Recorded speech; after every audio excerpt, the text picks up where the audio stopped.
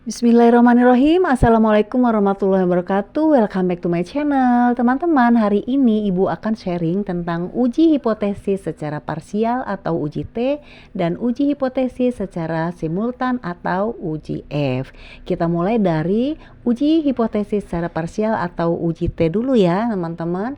Oke, kita masuk ke langkah-langkah uji T atau uji hipotesis secara parsial. Teman-teman siapkan data hasil jawaban kuesioner. Oke, kita copy total dari X1. Kita simpan ke sheet lembar atau lembar baru. Lalu copy juga total dari X2. Setelah itu copy juga total dari Y, variabel Y. Oke, akan nampak seperti ini ya teman-teman. Lalu copy semua total ini, total variabel X1, total variabel X2 dan total variabel Y. Sampai bawah kita copy, lalu paste ke SPSS. Teman-teman buka SPSS-nya. Nah, ini kita buka data view dulu teman-teman. Klik data view kiri bawah, lalu paste di sini seperti Ibu ini ya. Oke, nanti akan terinput semua data total kita tadi. Oke, seperti ini teman-teman. Setelah itu teman-teman klik variable view. Oke, kolom name kita ubah pada nomor 1, ubah menjadi X1 teman-teman. Lalu nomor 2 kita ubah menjadi X2. Nomor 3 kita ubah menjadi Y. Oke, desimal kita ubah menjadi 0 semua.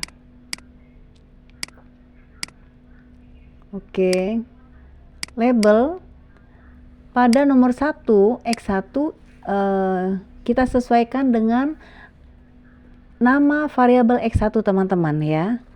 Ibu motivasi kerja, jadi Ibu ganti dengan motivasi kerja. Dan nomor 2 juga sesuaikan dengan nama X2 teman-teman, variabel X2. Ibu gaya kepemimpinan. Oke. Dan di nomor 3 sesuaikan dengan nama variabel Y teman-teman. Ibu kinerja karyawan variabel Y-nya. Oke, setelah itu kita klik analyze teman-teman. Analyze, regression, dan linear. Ya, akan muncul box dialog seperti ini ya teman-teman ya. Nah, ini kan kita lagi ingin mencari uji parsial atau uji T X1 ya. Jadi teman-teman klik motivasi kerja atau X1 teman-teman. Lalu masukkan ke kotak independen. Ya, lalu klik kinerja karyawan atau Y teman-teman. Masukkan ke kotak dependen.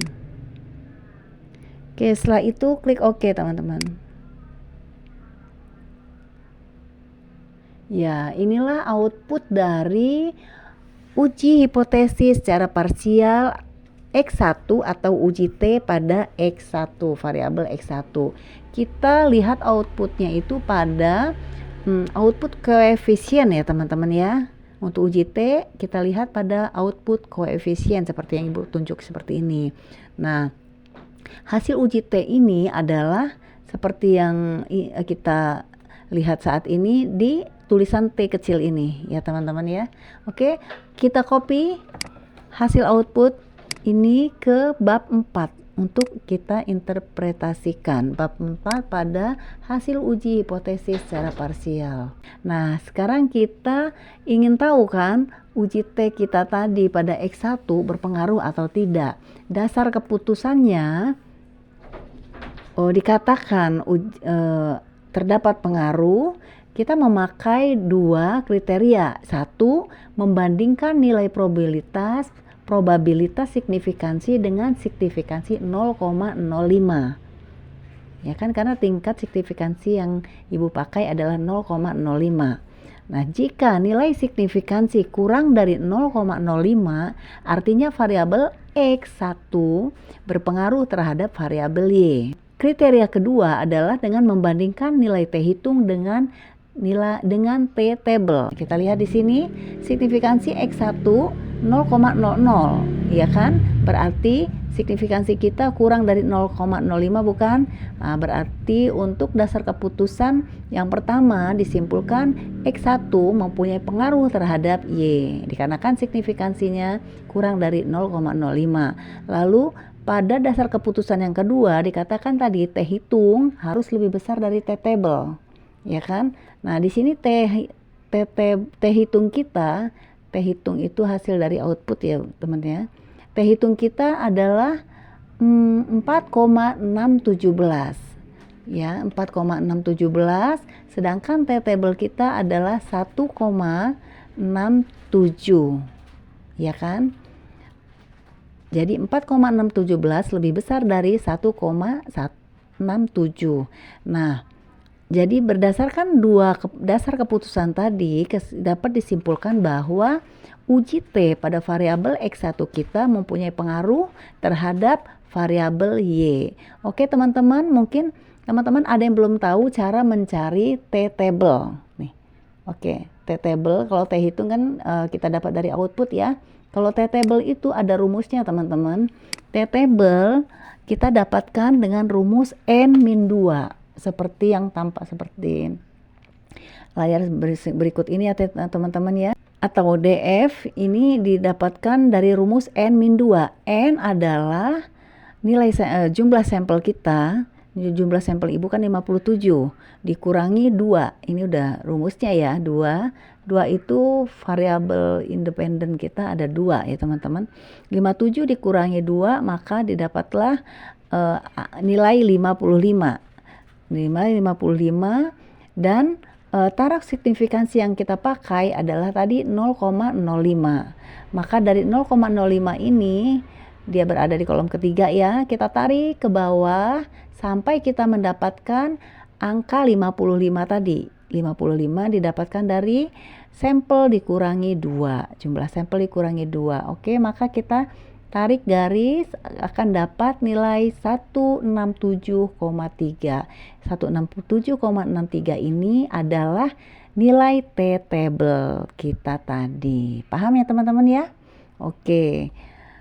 Untuk uji T X1 sudah selesai. Kita masuk ke uji hipotesis secara parsial untuk X2 atau uji T pada variabel X2. Caranya seperti tadi ya teman-teman ya. Buka SPSS yang tadi, lalu kita klik analyze, lalu klik regression, klik linear. Nah, akan muncul box dialog seperti berikut. Teman-teman keluarkan dulu pada kotak independen, motivasi kerja tadi keluarkan dulu dengan cara seperti yang ibu lakukan ini. Ya, lalu pastikan udah keluar ya. Klik X2 teman-teman, ya. Masukkan ke kotak independen. Oke, setelah itu klik OK.